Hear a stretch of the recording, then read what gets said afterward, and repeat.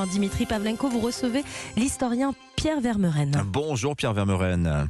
Bonjour. Vous êtes docteur en histoire, professeur à l'Université Paris 1 Panthéon-Sorbonne. Quel rôle la France veut-elle jouer en Afrique où l'on veut de moins en moins d'elle?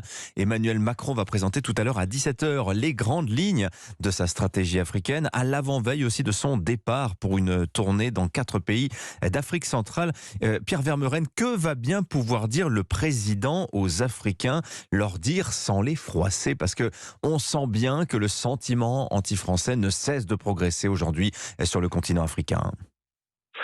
Oui, vous observerez que le président a choisi pour ce voyage une région un peu plus tranquille, entre guillemets, c'est-à-dire l'Afrique centrale, des puissances pétrolières, ou en tout cas des pays un peu plus riches que ceux d'Afrique de l'Ouest, qui ont donc des moyens, qui sont moins en prise avec ce qui s'était passé du côté du Sahel avec Barkhane, qui sont moins touchés aussi par les problèmes par les contagions islamistes, qui ne sont pas forcément du club des pays francophones, que ce soit la RCD, l'ancien Zaïre ou l'Angola. Donc normalement, et puis le Gabon qui est très proche de la France, où il va retrouver les pays pour le sommet sur la forêt. Donc des amis avec qui on peut parler peut-être plus tranquillement pour leur expliquer que la France veut moins s'exposer en Afrique, mais en même temps veut rester très présente à un moment où elle est très contestée. Ça, il va pas tellement pouvoir en parler parce que l'offensive que mènent à la fois les Chinois, mais surtout les Russes contre les intérêts français est très visible et très spectaculaire, avec des effets qui ont poussé la France à la rétraction. Donc c'est un peu, non pas un discours de justification, non pas un grand moment, un peu comme le discours de 2017 au Burkina Faso, mais en tout cas une manière de garder le contact en essayant d'être plus modeste. Alors, on attend notamment des annonces concernant la réarticulation, c'est le mot en vogue, de la présence militaire française en Afrique. On rappelle que la France dispose de 4 bases permanentes en Afrique, Dakar, Abidjan, Libreville, Djibouti, quelques autres également, notamment au Tchad ou encore au Niger. Est-ce qu'il faut s'attendre, Pierre Vermeuren, à un repli tactique français ou bien à un maintien de ces bases? Il se trouve que le journal L'Opinion nous dit ce matin, semble-t-il, la fermeture de bases n'est pas prévu au programme par le président de la République, bien que dans son entourage, certains souhaitaient qu'on aille vers ce genre de décision. Ça serait comment dirais-je, un changement de très grande ampleur par rapport à des décennies de tradition, que ce soit des pays comme la Côte d'Ivoire, le Sénégal ou le Djibouti. Ce sont des endroits stratégiques pour la France, où elle est implantée depuis pratiquement plus d'un demi-siècle. Les relations avec ces pays sont quand même encore assez bonnes. Donc c'est plutôt l'affaire Barkhane dont on parle. C'est-à-dire que la France était présente au Sahel de manière très importante. Elle a quitté ces derniers hommes, en tout cas les militaires ont quitté le Burkina Faso, après le Mali, après la Centrafrique. Donc on est revenu au dispositif de départ, qui est un dispositif non pas minimal, mais en tout cas un dispositif qui permet d'assurer les moyens de la présence et de l'influence. Ça m'étonne pas que l'armée n'ait pas été très favorable à ce retrait. Même le Quai d'Orsay, ce sont pas des pays hostiles à ce jour, donc c'est pas très étonnant qu'on maintienne les moyens de la présence et en même temps qu'on ne veuille pas heurter à nouveau voilà. Mais on voit bien que le voyage qui va avoir lieu à partir du 1er mars, il a lieu dans des pays où il n'y a pas d'implantation militaire française. Ce sont, à part le Gabon, bien évidemment. À part le Gabon, effectivement. Mais alors, comment vous expliquez, Pierre Vermeuren, la poussée du sentiment anti-français dans l'ensemble de l'Afrique?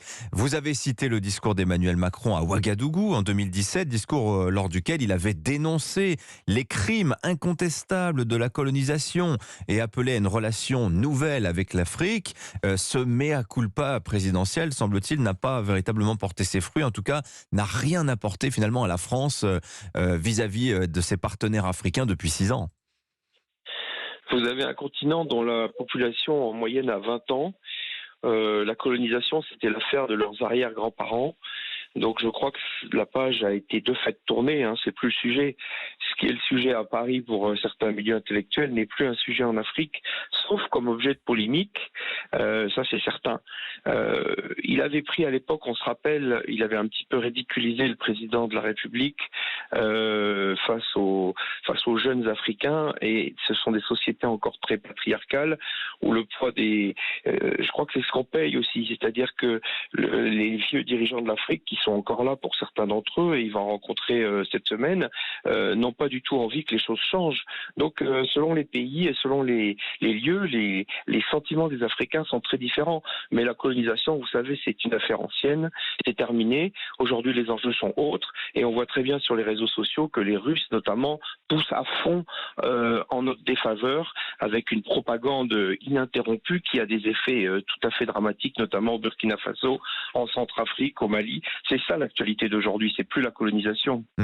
Il faut dire aussi, Pierre Vermeuren, je sais que ce sont des sujets qui vous intéressent, notamment, on voit aussi que l'Afrique, dont on annonçait le décollage économique imminent il y a 15 ans, l'Afrique ne décolle toujours pas. Elle décolle, certains pays décollent à leur manière. Hein. On pense au Ghana, par exemple. C'est vrai que ce sont souvent des pays qui sont éloignés du qui n'appartiennent pas à ce qu'on appelait autrefois le précaré français. Ce sont des pays qui ont beaucoup de ressources, qui continuent d'exporter, dans lesquels il y a des investissements, notamment asiatiques, à grande échelle. Mais vous savez, les investissements occidentaux sont un peu à la ramasse depuis plusieurs années, parce qu'il y a eu des conflits dans certains pays, parce que nos pays sont traversés par des baisses de la croissance, et aussi parce que les crises mondiales à succession que l'on vient de traverser affectent aussi les économies africaines. Il y a eu la crise du Covid, la crise ukrainienne, on a vu, a fragilisé l'alimentation d'un certain nombre de pays. Donc tout ça joue, mais pour autant, ces économies africaines qui ont des modèles très différents des nôtres continuent d'avancer. Il y a des opportunités très importantes. Les baisses de la croissance n'ont pas eu lieu, mais c'est vrai qu'on n'a pas une croissance à la chinoise.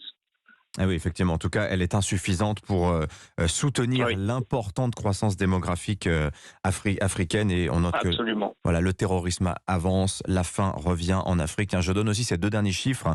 La part de la Chine aujourd'hui dans les importations en Afrique, 18,8%. La France, c'est autour de 4% et en recul permanent depuis des années. Merci beaucoup, Pierre Vermeuren, de vos lumières ce matin sur l'Afrique. Merci, Dimitri Pavlenko. Je vous souhaite une excellente journée. Je rappelle que vous êtes docteur en histoire, professeur à l'université Paris 1 Panthéon-Sorbonne. Il est 7h19. Dans moins de 5 minutes, Dimitri, le jour où votre rendez-vous quotidien avec les archives d'Europe 1. Tiens, je suis sûr que vous l'avez quelque part dans votre bibliothèque, ou vos parents l'ont. Indignez-vous, le petit livre de Stéphane Hessel. Stéphane Hessel qui nous quittait il y a pile 10 ans.